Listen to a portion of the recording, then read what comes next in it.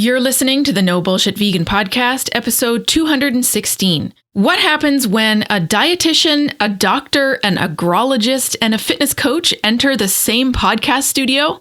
Well, in this episode, you'll find out. Welcome to the No Bullshit Vegan Podcast. Myth-busting and evidence-based advice to help you kick butt with your health and fitness on a vegan diet.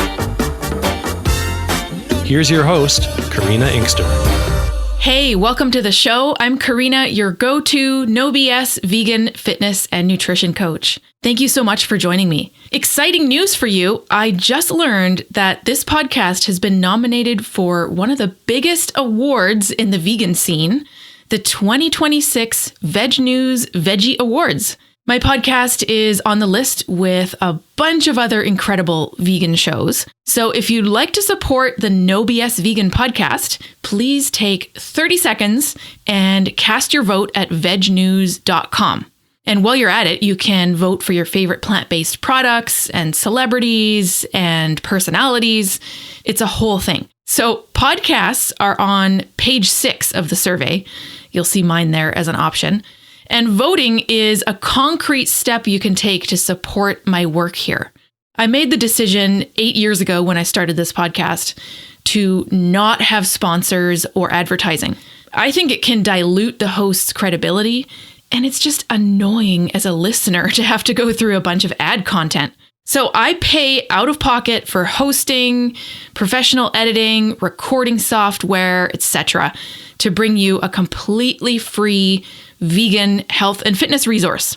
All this to say, if you find value in this show, please go vote for it at vegnews.com. I'd appreciate that so much. A few weeks ago, at the beginning of January, my team member in my business, Coach Zoe, and I hosted a 5-day No-B.S reset event. Some of you listening now might have been part of that. We focused on 5 sustainable health habits, including a daily 5-minute strength snack, and 100 people signed up. It was seriously so much fun, and the community aspect of it was fantastic. Now, as part of this reset, Coach Zoe and I hosted a live panel event on Zoom for participants. And we had so many excellent questions from our audience that we couldn't answer them all in our time together.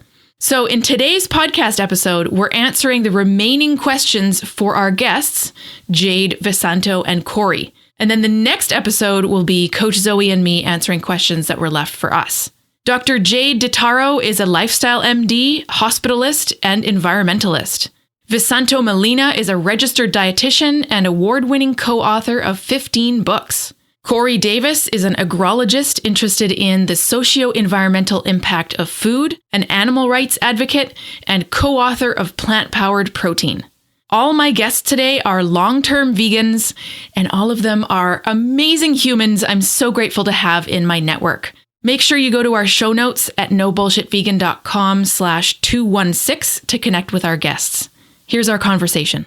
Hello, I am here with Corey, Visanto, and Jade, and we're going to do a power round, if we can, of questions that weren't answered when we did our last panel event, which was actually not that long ago.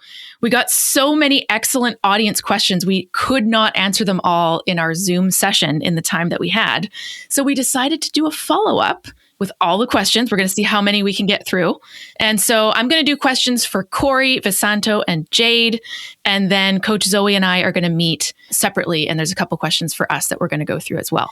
So jumping right in, we have a question from Maureen, who was on our call.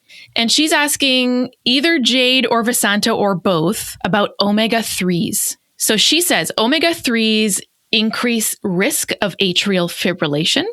Does microalgae do that too? With a history of AFib, how much is safe? Well, what I understand is that the microalgae are where the fish get their DHA and EPA. And so the fish aren't like the ideal source. If you go right to the omega-3s, the DHA, the long-chain omega-3s, to the microalgae source, then you're getting the original.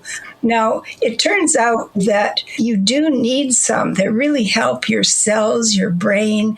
And we thought even 20 years ago that you could convert adequately from the shorter ones, which is like hemp, chia, flax. But it turns out that conversion is very limited. So for somebody who has to limit it, it's good to stay under 1,000.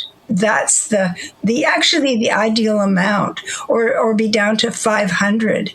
But you don't have to completely avoid them. In practice, probably a good idea not to completely avoid them, but don't go into the higher amounts, 2,000, 4,000, which sometimes people are trying. And we don't have an official RDA or recommended intake for those. I find the research is very lively on this topic. And so the person who's doing that should just stick with 500 or 1,000 of combined EPA and DHA.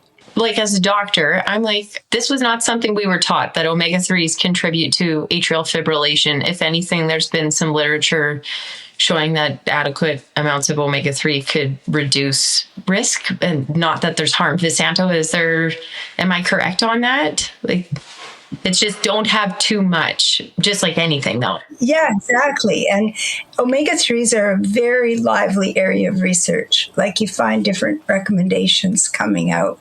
So I think it is a good idea to have some, but not to go way up. There's this company called Omega Quant. They're actually in Dakota, and they will check your omega-3 level. And it costs about $50. They send you a kit, you prick your finger, send in a blood sample, and they tell you how much your serum DHA and all these long-chain omega-3s are. And I found it very interesting. I had to tweak mine to get up to the right level. And Brenda Davis, my co-author, Corey's mom, she did the same thing. And we both found we want to up it a little bit. And so we got our own to the right level. Yeah, omegaquant.com. Oh, that's good intel. I've never heard of that. So this is super useful. And $50, that's not actually bad. I thought it'd be more than that. You can spend 100 and they give you more details, but I didn't care about all the other details. Yeah. Fair enough. Yeah. When someone says, this is a lively area of research, or we're still developing research on this, that's a good sign, because what we don't want is someone to be like, well, this is the answer, end of story, not looking at how the research is evolving. So I think that's a good sign for sure. Yeah. And also, it's kind of interesting how a lot of the discussions that we had in our first Zoom panel, you could tell that there were connections between health and veganism and the environment and agriculture. Like, all the things that we represent in this room aren't just randomly smashed together. Like, planetary health is related to personal health and vice versa, right? So I'd love to get Corey's insight on one of the questions that we got. We're all about myth busting here. You know this, No-B.S vegan. We're trying to have evidence-based information and bust myths that are still out there in 2026. So one of the big myths around agriculture that we come across all the time, whether or not it relates to health, is local food always more sustainable than imported plant foods? So a lot of folks are talking about local food in terms of health, right? Like supporting small scale farming, etc. But I'd love to hear your perspective on local versus imported, plant versus animal. Yeah, that's a really, really good question. The short answer is no. Local food is certainly not always more sustainable. And the science is actually very, very clear on this. What matters far more than where food comes from is what the food is and how it's produced. And across dozens of life cycle studies, transport usually makes up a relatively small share of a food's environmental footprint, like just a few percent, like maybe up to 5% in some cases. The biggest drivers for environmental impacts, they're land use, methane, fertilizer use, and feed production, which means that animal products really dominate the scale of impacts, regardless whether or not they're imported or local. So a locally raised steak almost always has a much larger footprint than imported plant foods like beans, lentils, grains, or tofu. So I did an AMA, Ask Me Anything, on Reddit recently. Someone there was saying, okay, so if we all went plant-based tomorrow, not just in Canada, but let's say at least North America, if not globally, what would actually change in agriculture? Oh, goodness. Well, we would have to create the appropriate infrastructure to support such a plant-based transition. So to be clear and honest, like agriculture supports livelihoods, cultures, and rural communities. Any successful shift to a plant-based food system would have to be gradual. It would have to be just. The evidence is super consistent. Producing food directly from plants requires far less land, water, and energy than producing food through animals. So we would create lots of new spaces that could potentially rehabilitate wildlife, for example. So less pressure on the land, fewer emissions, less nutrient losses, lots more room for ecosystems and biodiversity to recover. So that's really important. In fact, it's my belief that if we truly want to address the biodiversity crisis, reducing demand for red meat, it's a necessary step. Animal agriculture is the lead driver of biodiversity loss globally due to its land use. So that would also be a very important component for climate action, right? By reducing agricultural emissions, but also improving the land's ability to remove carbon from the atmosphere and store it. So that's a really fun thought experiment. I think the real opportunity isn't about removing farmers from the system through such a flip the switch kind of event, but it's about supporting them through change. So I would want to support farmers through income supports, new markets, and land uses that keeps those rural communities viable. I think if we want lasting change, it shouldn't come from such a shock, but rather from, solidarity and bringing people along with us. But yeah, fantastic thought experiment. It is basically a thought experiment. I mean, we all as vegans are like, oh, wouldn't that be amazing? But the reality is slightly different. So I appreciate that for sure. Okay, so I've got two related questions for Jade, and Visanto can jump in as well. They're about hypotension and hypertension. So Tanya asks, are there lifestyle changes and or changes in diet that help reduce hypertension? And then Richard asks, any advice for hypotensive folks aside from volume expansion? And maybe you can explain what that is as well.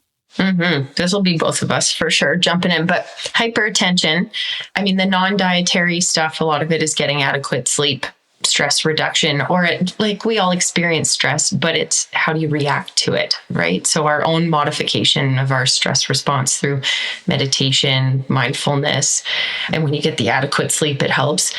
Moderate intensity exercise, exercise over time has been proven again and again. But the dietary stuff, you do want to limit salt, eat more whole plant foods, but there's a couple little hacks within there too. So there's literature to support 2 tablespoons of ground flax every day in your diet, as well as 2 cups of hibiscus tea. So as I'm trying to get people to, I don't want to go on a pill. I'm like, well, you can't erase all the other changes you need to make in your diet just by adding ground flax and hibiscus tea. But those are a nice adjunct that have strong support. And the internal medicine specialists that I work with, that we all do lifestyle, that's a huge part of what we encourage people to do. But I feel like a broken record sometimes telling people, reduce salt, more whole plant foods, but that really is the secret sauce for that. And then hypotension, a lot of people will then veer towards, I should be adding some salt in my water. And I'm like, let's just start with water. Are you adequately hydrating? Especially first thing in the morning. A lot of young people, also a lot of elderly, huge blood pressure drop. They get lightheaded when they stand up. Are you hydrating? Are you eating regularly? Are you getting enough protein, which has not necessarily anything to do with blood pressure, but for the elderly, that's kind of a component they often forget. And by protein, it's not meat, it's plant foods as well. But the hypotension thing, I'm like, don't just think about a pinch of salt. Think about athletic compression stockings. Some people have to put a little abdominal binder under their sweaters at winter time. This is a lot of what we deal with actually. We have people who are admitted to hospital because their blood pressure is so low, and it's not necessarily medication. But Visanto, I wanted your hot take on that, because hypotension is a tough one. And there are some of my patients, I am like, you need a pinch of salt in your water in the morning with your snack. Yeah, people really vary. Some people pee a lot and the salt will be going right out, Yeah. there's real differences person to person. So it's good, really good to learn how to run your machine. A lot of people talk about the DASH diet, so I feel remiss if I don't mention that, because that's a really common thing. Like, oh, just do the DASH diet. A lot of doctors will recommend. But I mean, the first header on that is like vegetables, fruits, whole grains. Like what you're trying to do is get more of those plant foods. And then again, they talk about low fat, reducing things with saturated fat. Well, where is that? That's in mostly animal products. And then the stuff that's processed foods, right? Like the palm oils, and then you've got coconut oil. Yeah. So yeah. And there's, the thing is, there's no doubt about that. Like there's ample literature to support a plant predominant diet for high blood pressure. Yeah. That's a good point. I think we as ethical vegans often forget that there's a large proportion of the population who's into veganism is entirely health. And I do think ethics and the environment and climate action do eventually show up, especially if they're going to be vegan for the long term. But a lot of people's like initial kind of introduction to plant-based eating is from someone like Jade, who's a medical professional, who says, hey, you got to eat more plants. And then they start going down that rabbit hole, right? Literally and figuratively. So I think it's important to remember that there's all sorts of different kind of contexts that bring people to veganism. And one of the main ones is health. Even though, even as a fitness coach, I'm not vegan for health reasons. I think it often gets conflated with health because, sure, there's a lot of people who go plant-based for health reasons. But when it comes down to it, I don't think veganism and health should inherently be connected. I mean, I could sit around and eat Twizzlers and Oreos and French fries all day. Not that there's anything inherently wrong with those foods, but if that's all I ate, that would be a problem. So anyway, kind of a tangent, but the health piece does bring a lot of folks to plant-based eating. And I think that's why we have so many questions from people about things like hypertension and things like saturated fats and omega-3s and all those things. So I think it's important to address those. Okay, so let's veer back to plant agriculture and one more myth that I have for Corey. And I'd like you to explain the myth too for people who are listening and don't know what it is. So someone commented on Reddit, what's the best way to debunk the regenerative grazing myth? So explain what this regenerative grazing concept is and why it's not accurate. I'm not necessarily sure myth is the right word here. Regenerative grazing, it's not one thing. And not all the claims regenerative grazing people or proponents make are false. I mean, in some contexts, rotational or adaptive grazing can improve soil health. It can improve ground cover and plant diversity when compared to degraded conventional pasture, right? So your metric, your frame of reference really matters here, your datum. And those benefits, they're real. The problem comes when those improvements are presented as like a whole system ecological solution. So I mentioned rotational grazing. One form of that would be you graze your cattle on this pasture this year, that pasture the next year. It allows time for that pasture to regenerative. But a more common practice that we're seeing more and more today is rotational grazing through paddock system. So this is where, just say you have 1 acre of pasture, you fence it around the edge and then you fence it into 4 quadrants, right? This is a regenerative grazing practice. And you will have your cattle in 1 quadrant and you'll graze it until the grass is grazed to a moderate level. You don't want to overgraze it. Once you're starting to get to that point, you herd your cattle into the next quadrant, right? And let that first quadrant start to regenerate. But the problem there with that is you're fencing everything out. So when you look at soil biodiversity, for example, you might see some benefits, some improvements when compared to your overgrazed or heavily grazed conventional pasture, right? But we're talking in 2 different worlds. They're talking about improvements in this closed system. So even regenerative grazing systems, they're still livestock systems. They rely on fencing, managed forage, and predator control. They tend to exclude wildlife, large predators, burrowing mammals, native grazers that co-evolved with those ecosystems. And I should say that it's not a malicious intent, right? It's about economics, and those species, they're just really difficult to reconcile with commercial cattle production. It's typically not compatible. But when most people are talking regenerative grazing, I think that they're thinking about like grass-finished beef. This model that's not as common as they would like to believe, because regenerative grazing gets thrown around a lot. And that example of the paddock system, the quadrant system, is really, really common. But grass-finished cattle, they grow more slowly and they take longer to reach their slaughter weight, which means more grass, more time, and more land per unit of beef. When this model scaled, replacing today's beef system with a fully grass-finished production would require about 30% more cattle and far more grazing land than is available. So land is the limiting factor here. So if we want to debunk that, that's the limiting factor. Livestock already dominate agricultural land use globally. I mean, they're on over 40% of all habitable land on planet Earth. Expanding pasture to maintain current beef consumption means keeping more land in livestock systems and instead of allowing it to support wildlife, store carbon, or be restored. So the honest conclusion would be that regenerative grazing can improve outcomes within livestock systems, but it doesn't solve the fundamental land use and biodiversity concerns or constraints, I should say, of beef production at the scale that it currently is. I think that's a fair answer. Well, that was an excellent answer. That's the best debunk I've ever heard of regenerative, and I'm using giant air quotes here for people who are listening, regenerative grazing. And actually, that's something I'd never considered before. It's what are we comparing this to? That's one of the most important questions to ask when we're looking at any sort of scientific research, any sort of evidence is, but compared to what, right? So I think that's a really interesting point that I had not considered before. I just kind of blanket statemented it, if that's even a verb.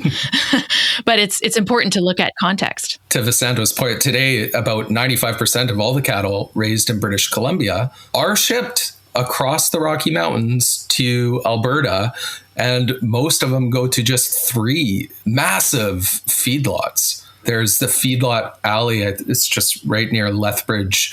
You can see the satellite imagery that has like 1 million cows there at any one time. It's absolutely wild. And a lot of that beef comes from regenerative agricultural systems, like what they would call regenerative. But then, it's shipped to these feedlots where they almost double their weight. They're fed entirely grains. In Canada, it's mostly barley. In the States, it's a lot of corn. So things that grow well in our different climates and so forth, but also the barley in Canada creates beef like Canadian beef, the Canadian beef taste, and the corned beef is like the American beef taste. It's their character. It's how they market it. These are the mental gymnastics that people will go through to avoid making change, right? And like you see it on a micro and a macro level in every single area of meat eating, like animal eating, because it's constant, like even as a doctor, like trying to counsel people on the eating part. And so, there's a lot of this myth busting. They're like, but cattle, grass-fed, regenerative farms, more beneficial compared to what? Compared to the lentil? No. And it's like, how villainized have legumes become that you would insist on going through all of this? It feels like propaganda just to try and get people to continue to eat meat, right? I'm like, for goodness sake, they actually taste good. An excellent source of protein and fiber. And people look at me like I have 2 heads when I'm like, tofu is a wonderful source of protein. You get so much bang for your buck. It can be so flavorful and tasty. And it's just like, but beef though. And they will go back to these things. So Corey, I'm so glad to hear that, because I think people need the full truth. Absolutely. Well said. On the note of food myth busting, Jade, I'm going to throw this at you first, and then Visanto also. How often do you get folks, whether they're patients or, in your professional network, saying, oh, but isn't soy bad for us? Does that happen a lot? Maybe less now, because I think I actually preface it when I'm counseling my patients, because I just automatically default have heard it so many times in the past, I'd say 6-7 years, that I now just default to like, listen, yes, you have a new diagnosis of diabetes. You just had a heart attack. You have a stroke, blah, blah, blah, blah. Plant protein. I'm always like, listen, an excellent source. Soy milk instead of dairy, tofu, edamame, soybeans, tempeh. No, it's not going to cause breast development in men. No, it's not linked with hormonal cancers. It's actually cardioprotective. If you really wanted an estrogen effect, you'd have to drink like 4 liters of soy milk every day for years. It is wonderful. I'm like, and it's fairly cost effective, and it's a really easy way when people are so very fixated on, but how do I get enough protein? And I'm like, but soy milk splashed into all sorts of things, soups and stews and pasta sauce and oatmeal, and I've heard it enough, and I hear it in every single podcast and every single talk and presentation. It's always one of the questions, and I feel like at some point we're going to tip over into, no, I don't know. As long as we have the social media influencers who are really insistent on this whole carnivore nonsense, we're kind of stuck debunking soy. And then I just think, like, what do you think people do in Japan when they eat a ton of like miso soup and tofu and everything and edamame beans? Like, really, they're doing okay from a health perspective if they eat a more traditional diet. So such a good point. That was a question from Bosco, who was on our Zoom. So it's actually the second part of his question. So we've answered the soy thing. But the first part of his question was, I have IBS and find pea-based protein causes problems. And the follow-up was, I heard soy protein powder is bad, fact or fiction. So we busted that. Yeah. But Vasanto, maybe you could speak to the IBS and the pea protein. Yeah, it's interesting. It's actually how they're formed. Let's see, I had a couple notes on this, and I'm just going to look them up because that one was really an interesting question. First of all, with IBS, it partly depends on a lot of things. Like, it depends on your gut microbiota. So if you train them a certain way, they will get to know, oh yeah, I can eat this. But if you dump in a whole bunch of whatever bean, you will get gas, discomfort, all kinds of things. And I talked to Will Bulsiewicz one day, and he was at a conference. I think Corey was speaking there too, or I was, something anyway. But he's, because I was saying, yeah, just start with half a cup of beans. He said, start with 1 bean. What? And it was more that we adjust gradually and our intestines get used to something. Now, how this relates to IBS is that people are gradually going to get their intestines a little bit healthier, and it is a gradual process. And, it's good to think about it that way. So that's one thing. And the other thing is how they're made, the pea protein or the soy protein, really affects whether they cause problems or not. A big part of my recommendations for IBS is that people ensure that they're going to the bathroom regularly. And so a lot of people will end up eliminating so many foods, right? And they're on a really restricted diet with their IBS, or they'll do the low FODMAPs, and I'll say that's not the true way. So a lot of it'll be reintroducing this stuff slowly, right? And Will Bulsiewicz is a very great source, but also it'll be the getting your bowels moving, drinking enough water, regular exercise, stress management, because there can be different triggers, right? As a former IBS, survivor, I realized that a huge trigger for me were my evening work shifts. They're wildly stressful, but the reduction in symptoms I had when I went fully plant-based and being vegan was like incredible, because I was eating adequate fiber. It changes, right? Your gut microbiome now has this diversified, so you kind of, a lot of what Vasanto is talking about is accurate. So I tell the person who's focusing on the protein powders, sure, that's all fine and dandy as a bit of a supplement, but ensure you're getting the protein through the actual whole foods, and go low and slow as you introduce them. and like rinse, right? Rinse. Like if you get something, I actually let my chickpeas and beans that are dried soak for almost so long it's uncomfortable, and do lots of rinses because they get a bit of off-gassing. Or if you get the canned stuff, you got to rinse before you use them. Good points. Yeah. So it's learning, and things like sourdough, things that are fermented really help. Soaking your beans, but and then getting rid of the water, all that kind of thing happens. Yeah. Wow. Actionable tips and also myth busting. That's my favorite combo. Love it. Yeah, right. Okay. So one more question for Corey. Is livestock necessary for soil health? Excellent question. I should note that soil science isn't my specialty, but broadly speaking, the short answer is no. Livestock are not necessary for soil health, but it really depends on, I think, what we mean by soil health and healthy relative to what. Again, ecologically, though, many soils agriculture labels as poor or marginal is a term, such as you might be able to find in some native grasslands, shrublands, or drylands, areas that are currently used for pasture. They're used in the agricultural context. They justify it by saying, well, these are marginal soils, so that's the best use for it to pasture.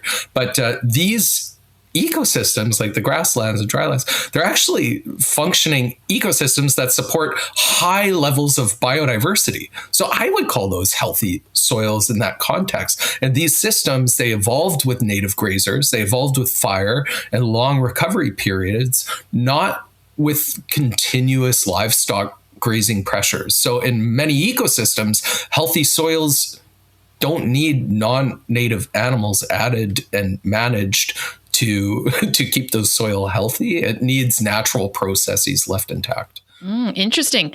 So it all comes back to compared to what's the context? And I think when people ask this question, and I was asked this at a panel event I was at a climate action event where surprisingly few people were vegan, but we'll leave that for a sec. Yeah, right. And so people in that context are usually talking about like farming and food production, and it's usually in the context of agriculture. But I've not really thought about the other side of that, which is, Corey, when we did a podcast episode together, you told me this amazing stat that, if everyone were to go plant-based, again, it's not going to happen overnight, obviously, but then 75% less land could be used for agriculture and still feed the entire global population. So I haven't really thought about, okay, but what does soil health really mean? And what's the context? And maybe it actually means supporting existing biodiversity and not growing a bunch of food that animals are going to eat, that people are then going to eat. So that's very interesting. That's right. I found a little note about the what would help the person with the IBS. Oh, yeah, perfect. Soy protein isolate, in contrast to concentrate, has the FODMAPs stripped away, the kind of carbohydrate compounds that cause the gas problems. So it's soy protein isolate and rice protein isolate both have that stripped away, and people who have IBS seem to do better with those if they're going to use a protein powder. So it's not the concentrate, it's the isolates. That's a good tip. See, again, actionable, helpful. Yeah, it was helpful. That's awesome. Yeah. Actually, someone else was asking about FODMAP. So Anna, who was in the call, asked both Jade and Visanto, how would you counsel someone who would like to be fully plant-based, but has a very sensitive gut and can't digest legumes or high FODMAP foods? Are there ways to increase the ability to digest these foods? So we've gone over a couple of those things like the soaking and the rinsing. But Jade, do you have any more insight on someone who wants to go plant-based but feels like this is the main limiting factor? I've heard this so very much, like not just in my individual practice, but on the internet. And I think that's part of why Dr. Will Bulsiewicz's book, Fiber Fueled, is so incredible, because I feel like it can help in a lot of detail, but so can his podcast episodes. I often tell people, like, just find an episode where he's being interviewed where he talks about things like IBS and the low FODMAPs diet. But even the gastroenterologists that I work with who don't have a ton of they don't talk a ton about nutrition, but even they're like, this is like a 2-week reset thing. You're not supposed to be on it forever. So if you end up on it forever, you're going to get like nutritionally deficient. And if people if they can afford it, even just one time to work with a dietitian, like a proper registered dietitian, not a holistic one, because you need to get a bit of the lay of the land. But it is truly what we emphasize, like that slow reintroduction of things. And it can take, for some people, way longer than they want it to, but you can't live on that limited of a diet forever. It's so restricting. Think about going over to a friend's for dinner, going out for dinner. Your poor gut is like they planted trees for palm oil and they chopped down the whole Sumatran rainforest and all the biodiversity is gone, right? So, and again, the whole thing with like, are your bowels moving regularly? How's your stress reduction? So Visanto, that's part of my take on it. It's good. And when I have clients, I start to work with what they already know. And they will know some things. But I've had to work with very restrictive people sometimes, and we figure out something. I had one woman at first, after a cancer problem, that could only eat 4 things for a while. And we worked it out. And then gradually more. I usually don't have to see people a lot of times, sometimes only once with the reset. But people can adjust. And even I was teaching at a raw chef school in California and working out diets for people who want to be 100% raw. So that's no beans, none of that group. And we had to work it out with seeds, and hemp seeds are particularly high in protein. And we just figure out what would work for that person. So it can be done. And then they gradually shift more and more as they get back into healing and health. And sorry, one small little snippet to add is that I've forgotten, this is so important, is that a lot of patients that I work with who have IBS and they're focused on FODMAPs, I ask them about dairy and lactose, because a ton of people are lactose intolerant and have no idea. Again, speaking from personal experience, the day I went vegan and then subsequently realized how lactose intolerant I had been my whole life, and hindsight's 2020, but it's a huge one. People really have focused a lot on gluten intolerance, and I'm like, no, go lactose free first. Like, gluten would be way down if we're talking about sensitive gut and intolerances. And I find for a lot of people, just making that shift can make a huge difference in the right direction, eliminating all dairy. And yet we had it up till 1997 as an essential food group. And we're still subsidizing the dairy industry. About 70% of our subsidies go towards dairy. So that's towards dairy. It's also towards production of veal calves and hamburger meat, because when the cows are sick, they're made into hamburgers. But it's kind of crazy that we're subsidizing this group, because it's a bit racist, really, because so many population groups don't use dairy, have never used dairy, like Indigenous never did. A lot of Asians never had that in their culture, even though it's been pushed so much. And it's very strange that we still have these farm subsidy programs with so much money going towards dairy, whereas it would be better if it went towards plant foods, healthy, organic plant foods. Corey, I'm just curious on that note. How much of your work is related to subsidies and, government programming and that kind of thing? I will say that Visanto, I believe, is much more adept at talking about the subsidies and things, for sure. Fair enough. All good. I have more of a superficial understanding of that, but Visanto is truly knowledgeable in that subject. In the U.S., huge subsidies go towards meat. In Canada, about 70% goes towards, and they're not called subsidies. They actually give the farmers a certain amount, whatever dairy they produce. Even if it gets thrown out, they're paid for it. Like, it's a crazy system. Really. And I don't think all the supports are necessarily captured there. So there's a lot of government programs and things to assist and support local farmers that aren't necessarily captured in that. And there's reporting requirements which are exempted around water usage and all kinds of things to make things easier for the livestock industry, included cheap water and all kinds of things like that you might not see accounted for when we're thinking about subsidies and those kinds of things. So there's lots that goes into it. I sort of understand some at a smaller scale through my work, but don't know much beyond that. That's a good point. Well, Corey, when we chatted on the podcast, I'm like 85% sure it was you who recommended George Monbiot's book, Regenesis. I'm pretty sure it was you. So yes. I read that, it was amazing. Yeah.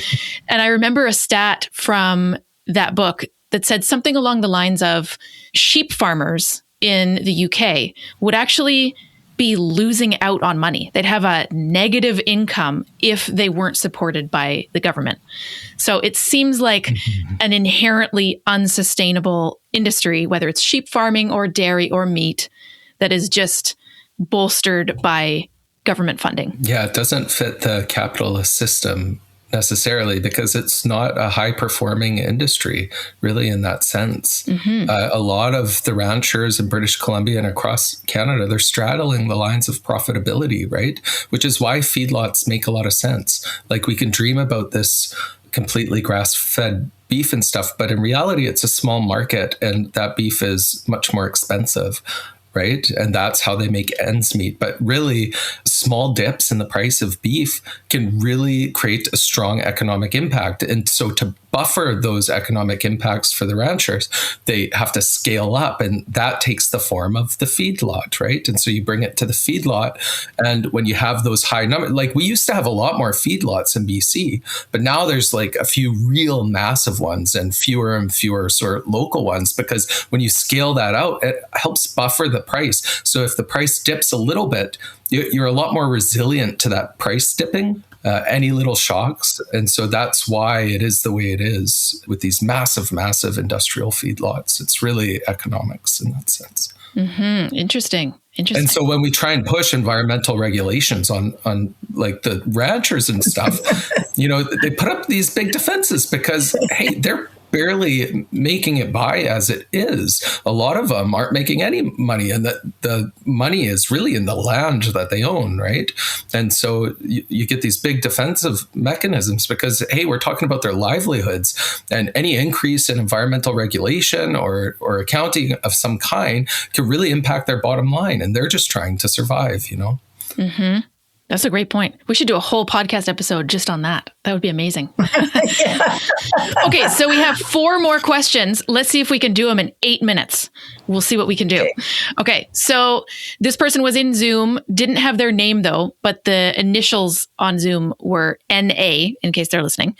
How should a plant-forward athlete balance protein sources to optimize muscle repair after high-intensity events like high rocks? Are there specific plant foods or combinations that best support connective tissue recovery? So they're talking about ACL, tendons, and ligaments. Yeah, and this is like the next day or right after. Right after an event, you should be eating 20 to 30 grams of protein right after, apparently. So but that's not hard to do. Like if you do some legumes, some quinoa, I use tahini dressings, the seeds in there. It can work really well. You could have a tempeh stir fry with vegetables and a grain and get 30 grams of protein. Or you could have a pea protein smoothie with banana and oats, anything like that. And then over the course of a day, you want like 3 meals like that. So that's how you do it. And it just works really well. And you've got some carbs in there. Like it's not just protein. That makes sense. Like it. Yep. Very actionable. Pretty straightforward.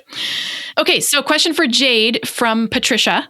She says, I'm a 78-year-old 9-year vegan. How awesome is that? Going vegan in your late 60s. Very cool. A recent colonoscopy removed 15 sessile polyps. I was shocked since I think I'm doing everything right with lifestyle. I was told it's genetics and age. Anything you recommend I do?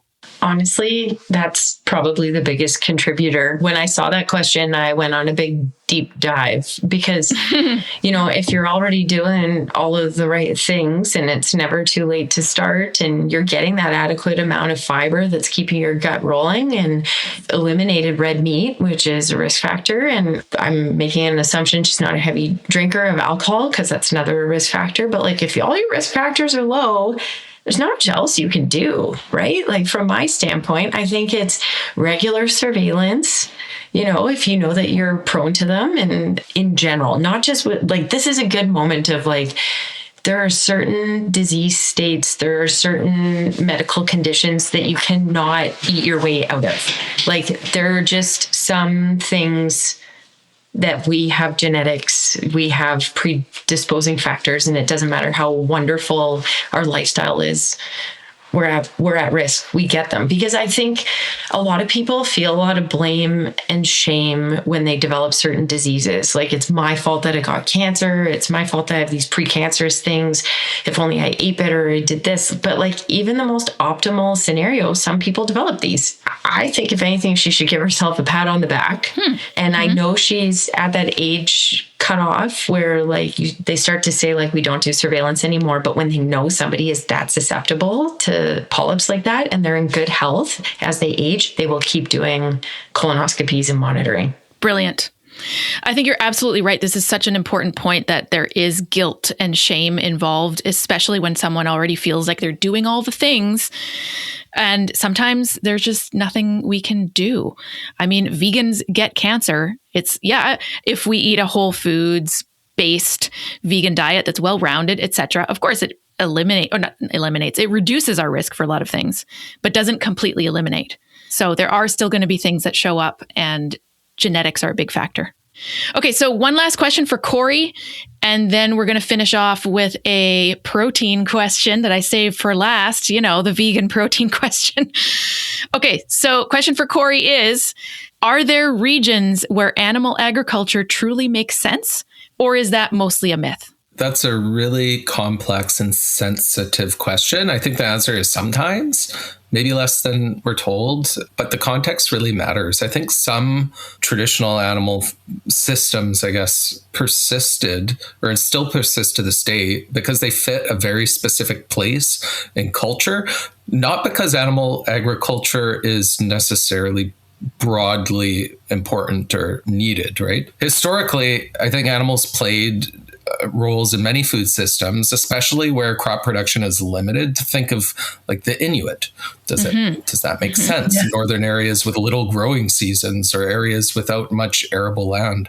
These animal systems in these areas, they're typically small scale. Another case I often cite is the Marshall Islands in the Pacific Islands, because there's very little arable land there. They're atolls, so they're islands that were built up by volcanoes, and they're little finger islands. You can literally put one road from the top to bottom, and if you put houses on either side, every house will be a oceanfront, right? That's how thin the islands are. So Marshallese food systems really were built around the fisheries there and plant foods. With the little amount of land they had, they practice agroforestry, right? With coconut, giant taro, green leafy vegetables, and so forth. But the coral reefs and those fishery systems were really culturally important and nutritionally important for them. So you couldn't necessarily expand land-based livestock very well there. It doesn't fit ecologically or improve food security there. But traditional practices like fishing, it makes sense for the Marshallese. It's a really important source of protein. I don't necessarily think it's appropriate at the kinds of industrial scales we see today. What matters is whether a food system fits the ecology and long-term health of the place that you're in. Okay, last question from our Zoom event is from Anne. I'm going to throw it to Visanto first, and then Jade, jump in. Is there an upper limit of protein supplementation, so like bars and powder, each day that I should watch when I'm having difficulty reaching my daily goal of 100 grams, e.g. 50-50 split? So Anne is wondering, is there like a max amount of protein that I can get from bars and powder versus presumably whole foods? Does this person want to eat this huge amount of powders? It sounds like that. Probably not. Yeah. I would guess not. Good idea. Like mostly, the 20, 25 gram kind of, either powder or bars. I don't think it matters which, because it's a powder in a bar. If it's that, it's really better to go with the whole foods, because you get all these protective phytochemicals as well that have antioxidant support and immune system support. A lot of protective things in whole foods that you don't get just protein stripped away. Protein got so famous as something that we need, and we do need it. It's great. That's our plant protein book got to #1 on Amazon. Nice. And it was just, but that's such a draw. But we don't have trouble getting protein. Just going towards the whole foods and making sure you've got, and we get protein from every food group, from the legumes, from the seeds and nuts, especially hemp seeds, from the grains. In fact, about 49% of the world's protein came from grains. Like, so many people rely on that for protein. Even the vegetables, like leafy greens, they're about 40% calories from protein. Of course, there's not many calories. So we get protein from all kinds of places. And so don't go to powders, in such a high degree. I'm very about the practical. I've also worked with a vegan trainer. We talked a lot about not supplementing and a ton of proteins and how that's possible. I also love the plant-based athlete book. And then even I was looking up, is there an example on the internet of 100 grams of protein for somebody who's an athlete and what their diet looks like, and Plant-Based News has something. But, you got to think about it, every meal, you add a little bit of stuff. Don't just have plain oatmeal. Make sure your oatmeal also has, a nut butter mixed in and some hemp hearts and soy milk. And there you go. And then when you have snacks, instead of a protein shake, why don't you have a little wrap or half a sandwich with peanut butter and banana on it? Again, put some hemp hearts. There's different things. I know that those two sound like very similar foods, but you kind of get my drift, right? A little wrap with tofu scramble in it. When you have a salad, don't just have a salad. What can you dump on there? Put a couple different small portion of nuts and seeds, the lentils, the chickpeas. You just get as long as your gut can handle it. But honestly, when I am on the go, instead of buying the protein bars, because I'm on a budget right now, because at adulting, but I will grab a brick of smoked tofu and I will have that with a piece of fruit, and I will be satisfied. My veggies with hummus. Sometimes I'm really grotesque and I'm dunking my smoked tofu in my hummus and eating it with my veggies. But amazing, right? I'm getting it. I'm getting there. Don't have time for a salad. I'll just shove some plain spinach in there. You do what you got to do, but it doesn't necessarily.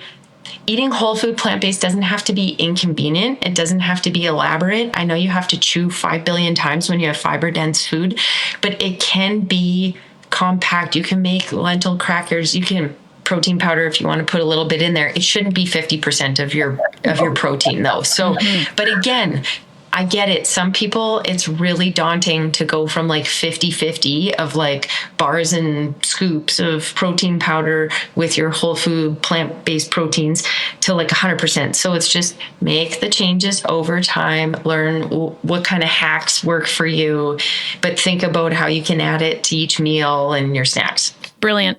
I'll use myself as an example. I do eat 100 to 120 grams of protein a day.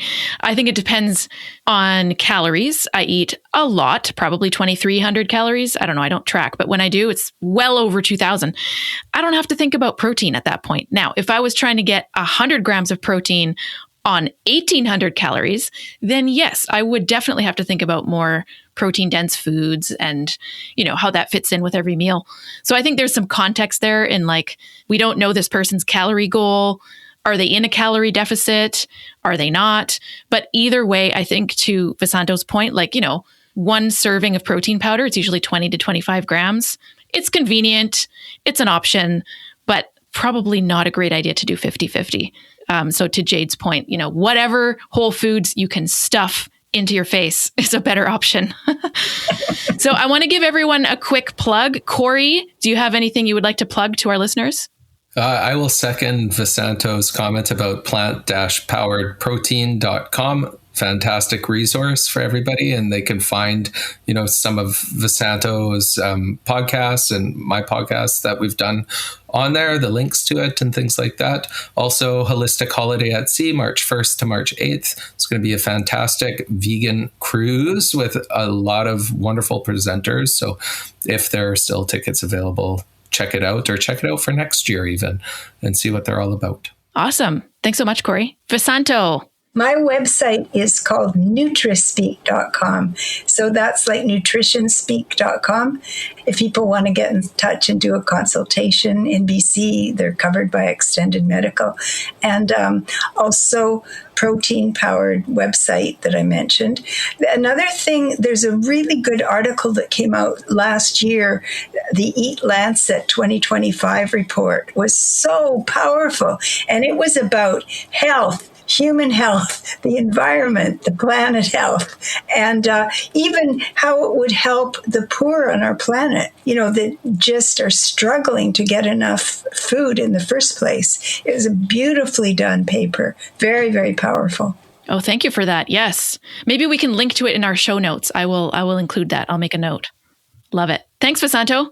Jade, what do you got for us? If you would like to see a slightly unhinged mixed bag of sharing of random recipes and animal and environmental related things, Dr. Jade Dittaro, I'm on Instagram and Facebook, but I'm also happy to connect with people who are looking for more resources. Like, this is the thing, is I've gone on my own journey as a physician who didn't learn much about any of this in my standard medical training. So I have resources up the wazoo for people. I also am affiliated with and strongly recommend different lifestyle clinics. So Aroga Lifestyle Medicine is the one that I've practiced with. I'm just on a little hiatus, but they're available in BC via telemedicine, as well as Ontario, and hopefully expanding.